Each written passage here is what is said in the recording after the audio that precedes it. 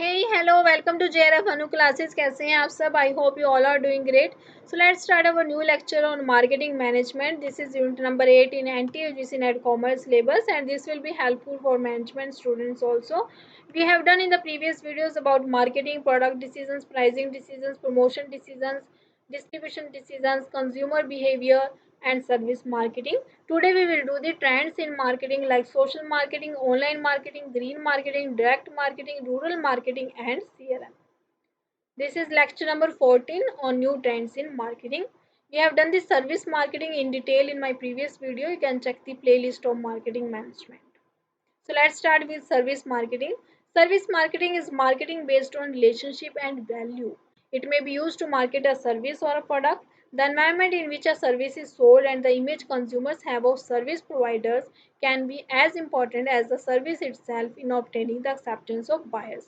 जो आपकी service marketing होती है रिलेशनशिप पे एंड वैल्यू पे बेस्ड होती है और इसमें जस्ट सर्विस ही इंपॉर्टेंट नहीं होती है बल्कि सर्विस प्रोवाइडर भी इंपॉर्टेंट रोल प्ले करते हैं in obtaining the acceptance of buyers. The American Marketing Association defines services as activities, benefits, or satisfaction which are offered for sale and are provided in connection with the sale of goods. ठीक है, services क्या है, activities हैं, benefits और satisfaction है जो कि cell के लिए ऑफर की जाती हैं और जो किसी और गुड्स की सेल के कनेक्शन के साथ आपको प्रोवाइड की जाती हैं. Like services on installation of machinery, it's maintenance and repairs, credit and delivery services etcetera. Next is societal marketing.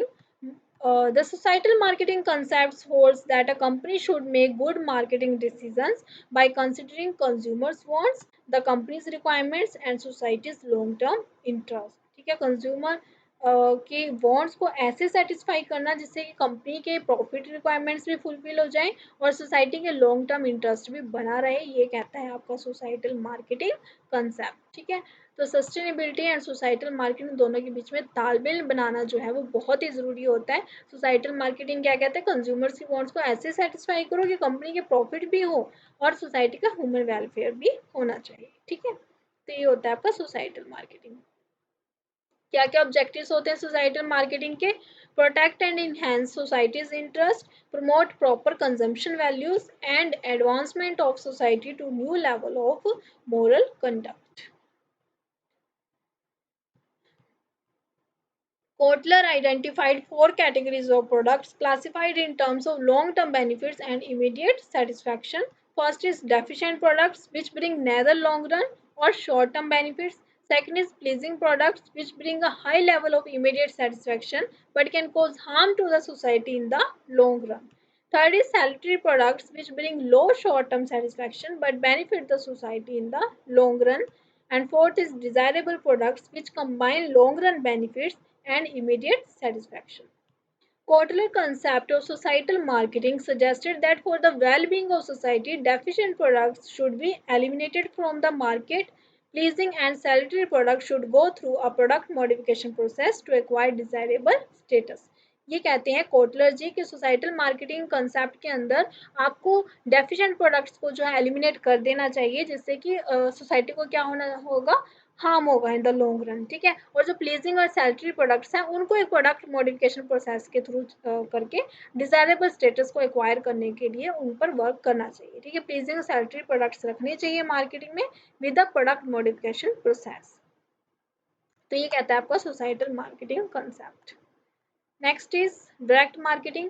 Direct marketing materials include catalogs, mailers, and flyers. Direct marketing messages emphasize a focus on the customer, data, and accountability. It uses various advertising media to interact directly with the consumers. Direct marketing में आप directly consumers को interact करते हो, उनको अपने product के बारे में information देते हो, उसको कहते हैं हम direct marketing. नेक्स्ट आता है आपका मोफ मार्केटिंग. मोफ marketing is a strategy in which marketer provides a product with service. ठीक है, किसी प्रोडक्ट को सर्विस के साथ प्रोवाइड करना उसको कहते हैं मोफ marketing. Its objective is to increase value to the product for winning customers loyalty. For example Aquaguard providing a water purifying machine with service every 6 month. तो किसका एग्जाम्पल है, मोफ मार्केटिंग का, जहाँ पे आपको प्रोडक्ट विद सर्विस प्रोवाइड किया जा रहा है. सो नेक्स्ट आ जाता है आपका Meta marketing. Meta means more comprehensive. Okay, Meta marketing क्या करता है, जो बिजनेस ऑर्गेनाइजेशंस है उसके साथ साथ इसमें नॉन बिजनेस ऑर्गेनाइजेशंस को भी ये इन्वॉल्व करता है, कि जैसे बिजनेस ऑर्गेनाइजेशंस का अपना मार्केटिंग मिक्स होता है, वैसे नॉन बिजनेस ऑर्गेनाइजेशंस का भी अपना मार्केटिंग मिक्स होता है। Okay, non business organisations like church, gurdwara, school and other service units, इनकी मार्केटिंग को भी ये इसमें इनरोल करता है, इसको कहते हैं meta marketing. Okay, more comprehensive.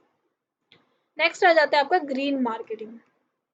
As we know, whatever product we are using, be it car, medicine, pesticides, fertilizers, are to be environment friendly, which are biodegradable। ठीक है, कैसे होने चाहिए, हम कुछ भी यूज करें वो environment friendly होना चाहिए, ये कहता है आपका ग्रीन मार्केटिंग। ओके, बायोडिग्रेडेबल होना चाहिए।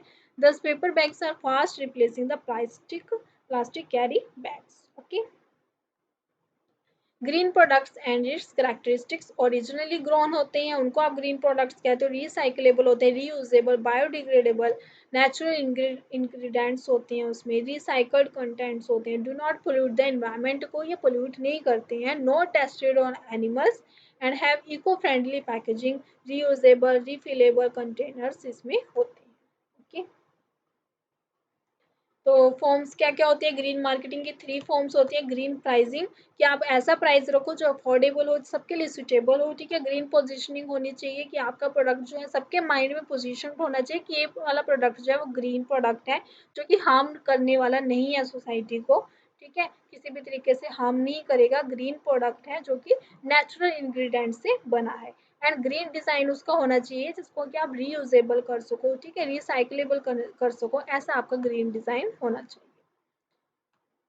So next is customer relationship marketing. Customer relationship marketing is a technique based on client relationships and customer loyalty. Using customer data and feedback, companies utilizing this marketing strategy. Customer relationship marketing अपनाती है, जो भी आपका customer का data होता है आपके पास, जो भी उनकी फीडबैक होती है, उसका यूज करके आप मार्केटिंग स्ट्रेटजीज यहाँ पे तैयार करते हो। ओके, क्या क्या इसमें स्ट्रेटजीज रहती है, show customers you value them with every interaction, listen to customers and respond, give customers free information, expanded loyalty reward and communicate frequently। तो कस्टमर्स के साथ इसमें ज़्यादा आप इंटरेक्ट करते हो, उनको रिस्पॉन्ड करते हो, उनको सुनते हो, ठीक है, फ्री उनको इन्फॉर्मेशन प्रोवाइड की जाती है उनका ट्रस्ट जीतने के लिए। ओके, लॉयल्टी रिवॉर्ड इसमें एक्सपेंड किए जाते हैं और उनके साथ कम्युनिकेशन जो है वो फ्रिक्वेंटली किया जाता है। ये होता है आपका कस्टमर रिलेशनशिप मार्केटिंग। क्या क्या बेनिफिट्स होते हैं, delivering a consistent customer experience, gathering customer feedback, improving customer profitability and creating customer advocates. ठीक है, ये इसके बेनिफिट्स होते हैं। Next is word of mouth marketing. So there is no better and effective way of marketing than through personal communication. Word of mouth क्या कहता है, personal communication को इन्वॉल्व करता है। ये क्या है, एक लेटेस्ट ट्रेंड है। यहाँ पे क्या होता है कि जो वर्ड ऑफ माउथ मार्केटिंग है supported by other techniques of marketing, जैसे रिलेशनशिप मार्केटिंग होगी, डायरेक्ट मार्केटिंग होगी, नेटवर्क मार्केटिंग होगी, इंटरनेट मार्केटिंग होगी, इन सब के साथ ही वर्ड ऑफ माउथ मार्केटिंग भी सपोर्टेड करती है, ये भी चलती है। ठीक है, इसमें क्या होता है कि consumers are in a state of utter confusion as there is influx of competitive products in each area. They do not go by advertisements but the experience of other consumers. यहाँ पे जो कंज्यूमर्स हैं वो advertisement के through ना जाके जो दूसरे कंज्यूमर्स हैं उनका उस प्रोडक्ट को यूज करने के बाद कैसा एक्सपीरियंस रहा उसके साथ जाते हैं। Only after gathering good deal of information they decide to go in for a particular brand of a given product। ठीक है, वो क्या करते हैं, बहुत सारी इन्फॉर्मेशन जो है गैदर करते हैं कि किसी कंज्यूमर का कैसा एक्सपीरियंस रहा। जैसे आपने ऑनलाइन देखा होगा, फ्लिपकार्ट, अमेजोन पे बहुत सारे कंज्यूमर्स का एक्सपीरियंस रहता है, वहाँ पे उनकी रेटिंग्स होती हैं। ठीक है, वो सब आप देखते हो, पढ़ते हैं कंज्यूमर्स, और उनके अकॉर्डिंग वो चूज़ करते हैं प्रोडक्ट को, कि उनका कैसा एक्सपीरियंस रहा है, उस हिसाब से आप डिसाइड करते हो कि आपको प्रोडक्ट बाय करना है या फिर नहीं करना है। तो इसलिए इसमें भी ये होता है कि बहुत सारी इन्फॉर्मेशन को गैदर किया जाता है, देन डिसाइड किया जाता है कि पर्टिकुलर ब्रांड जो है बाय करना है या फिर नहीं करना है। तो ये होता है आपका वर्ड ऑफ माउथ मार्केटिंग, जहाँ पे पर्सनल कम्युनिकेशन जो है वो वर्क करता है। नेक्स्ट आ जाता है आपका बज़ मार्केटिंग। बज़ मार्केटिंग को भी वायरल मार्केटिंग और वर्ड ऑफ माउथ मार्केटिंग भी बोलते हैं। Aims to foster consumer conversations about products and services and spread a company's message via social media. Social media के थ्रू यहाँ पे आप कंपनी के मैसेज को जो है आगे स्प्रेड करते हो। ठीक है, online buzz marketing is typically driven by influencers और early adopters of a product. ठीक है, जिन्होंने सबसे पहले प्रोडक्ट को यूज़ किया होता है वो क्या करते हैं, सोशल मीडिया पे अपने एक्सपीरियंसेस को शेयर करते हैं। ठीक है, वो बताते हैं कि उनका प्रोडक्ट जो है वो कैसा लगा, वो कन्वर्सेशन करते हैं आगे, फिर कंज्यूमर्स उनके बारे में पढ़ते हैं, जो भी पोटेंशियल कंज्यूमर्स होते हैं वहाँ से इन्फॉर्मेशन गैदर करते हैं और फिर वो डिसाइड करते हैं कि प्रोडक्ट के साथ वो जाना चाहते हैं या फिर नहीं जाना चाहते। नेक्स्ट आ जाता है आपका network marketing. Network marketing is a business model that depends on person to person sales by independent representatives often working from home. Network marketing में बहुत सारे जो इंडिपेंडेंट रिप्रेजेंटेटिव्स होते हैं जो कि होम से काम करते हैं, ठीक है, अपने घर से वो काम कर रहे होते हैं, और इसमें क्या होता है पूरा पूरा नेटवर्क बन जाता है बिजनेस का। ठीक है, जो अलग अलग जो भी इंडिपेंडेंट रिप्रेजेंटेटिव्स होते हैं वो सारे एक ही बिजनेस को स्प्रेड करते हैं आगे। ठीक है, the network marketing business may require you to build a network of business partners or sales people to assist with lead generation and closing sales। ठीक है, बहुत सारे इसमें सेल्स पीपल जो है वो ज्वाइन कर लेते हैं बिजनेस को, जो कि घर से काम कर रहे होते हैं, वर्किंग फ्रॉम होम काम करते हैं। It is known by a variety of names including multi level marketing भी इसको बोलते हैं, कंज्यूमर डायरेक्ट मार्केटिंग भी बोला जा सकता है, रेफरल मार्केटिंग भी, और होम बेस्ड बिजनेस फ्रेंचाइजिंग भी इसको बोल सकती हैं। Next is, okay, main feature कर लेते हैं। मेन फीचर इसके क्या होते हैं, network marketing appeals to people with high energy and strong sales skills who can build a profitable business with a modest investment. And second is that network marketing business can be a single tier program whereby you sell the products on multi tier where you recruit sales people। ठीक है, ये इसके main features. Next आ जाता है आपका event marketing. Event marketing हम देखा जैसे स्पोर्ट्स होते हैं, ठीक है, एंटरटेनमेंट के बहुत सारे इवेंट्स होते हैं, तो वहाँ पे क्या होता है कि इवेंट मार्केटिंग की जाती है, वहाँ पे आपको प्रोडक्ट के बारे में बताया जाता है, वहाँ पे आप बड़ी बड़ी एड्स लगा दी जाती हैं, स्पोर्ट्स के मटेरियल पे एड्स चलती हैं। ठीक है, तो उससे उसके थ्रू क्या हो रही है, मार्केटिंग हो रही है प्रोडक्ट्स की। ओके, जैसे स्पॉन्सरशिप हो गया, patronage, public relations and vehicles of advertising जो है इसमें स्पेशली जो है वो यूज़ किए जाते हैं। ठीक है, आउटडोर मार्केटिंग इसमें की जाती है। तो जो इवेंट्स के साथ हो रही है marketing, that is known as event marketing. Next is one to one marketing. It is also called as one on one marketing. In this marketing, markets are segmented on the principle that each person is different, having his own likes and dislikes, preferences, but such persons with differences can be lumped into broad category on product or personal basis of segmentation and the developing a marketing mix for each sub segment। ठीक है, each sub segment के लिए आप marketing mix तैयार करते हो। One on one marketing है कि हर एक पर्सन की जैसे लाइक्स डिसलाइक प्रेफरेंसेस उसके अलग होते हैं, उन्हीं के बेस पे आप ब्रॉड कैटेगरी में उनको कैटेगराइज कर लेते हो। ठीक है, और हर एक सेगमेंट के लिए आप अलग से मार्केटिंग मिक्सेस में बनाते हो। This concept matches perfectly to the statement consumer is the king. हर एक कंज्यूमर को यहाँ पे प्रेफर किया जाता है। Next is grey marketing. Grey marketing market is a market in which goods have been manufactured by or with the consent of the brand owner but are sold outside of the brand owner's approved distribution channels, an activity that can be perfectly legal। ठीक है, grey market क्या होती है, जहाँ पे manufacture तो होता है प्रोडक्ट ब्रांड ओनर की कंसेंट के साथ, लेकिन सोल्ड कैसे होता है, outside the brand owners approved distribution channel. ठीक है, पर ये क्या ऐसा होता है, परफेक्टली लीगल इसको माना जाता है। तो ये जो गुड्स इसमें यूज की जाती है इनको आप ग्रे गुड्स कहते हैं, and are sold at a lower price than the price of the same product sold in the authorised sales market and by authorised grey market dealers. ठीक है, यहाँ पे जो आपको प्रोडक्ट मिलेगा ग्रे मार्केट में वो कैसे मिलता है, लो प्राइस मिलता है। ठीक है, एज जो ओरिजिनल प्राइस होता है ऑथराइज्ड जो ग्रे मार्केट डीलर्स के पास होगा उनसे आपको लो प्राइस मिलता है, तो इसको कहते हैं हम grey marketing.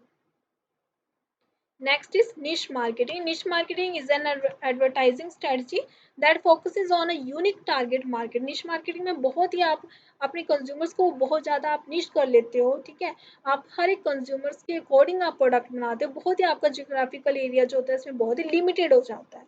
Instead of marketing to everyone who could benefit from a product or service, this strategy focuses exclusively on one group, निश मार्केट जिसको बोला जाता है। ठीक है, सिर्फ और सिर्फ एक ग्रुप पे ये फोकस कर लेता है जिसको कि आप निश मार्केट बोलते हो, बहुत ही लिमिटेड होता है। और demographic of potential customers who would most benefit from the offering, इसमें आप देखते हो सबसे ज़्यादा बेनिफिट जो है वो किसको होने वाला है, कौन से कस्टमर्स को सबसे ज़्यादा बेनिफिट होने वाला है, और उसको आप मार्केट को लेके चलते हो आगे, उनके बेस पे अपनी मार्केटिंग स्ट्रेटजीज बनाते हो। सो अ निश market could stand apart from others because of geographical area के बेस पे आप इसको अलग कर सकते हो, लाइफस्टाइल के बेस पे, ओकेशन के बेस पे, प्रोफेशन और स्टाइल, इन सब के बेस पे आप निश मार्केट को सिलेक्ट कर सकते हो। Culture, activity, habits, behaviour, demographic need, इन सब के बेस पे आप निश मार्केट को डिसाइड कर लेते हो। So how to find a niche market? Identify your strength and interest, do industry research, get to know your ideal customer and choose, test, adjust and repeat. Next आ जाता है आपका rural marketing. This is a process of developing, pricing, promoting and distributing rural specific goods and services leading to desired exchange with rural customers. Rural customer के लिए जो आप marketing कर रहे हो that is known as rural marketing. ठीक है, उनके लिए प्रोडक्ट बनाना, उनके लिए गुड्स एंड सर्विसेज डिजाइन करना, उनके लिए प्राइसिंग डिसाइड करना, उनके लिए प्रमोट करना, रूरल कस्टमर्स को ध्यान में रख के जो भी मार्केटिंग की जाएगी that is known as rural marketing to satisfy their needs and wants and also to achieve organizational objectives.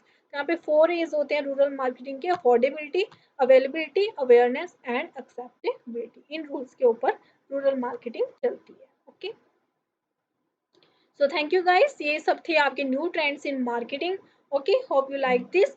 So please like, share and subscribe to my channel and click the bell icon to get new video updates. Thank you. Keep learning. Happy learning.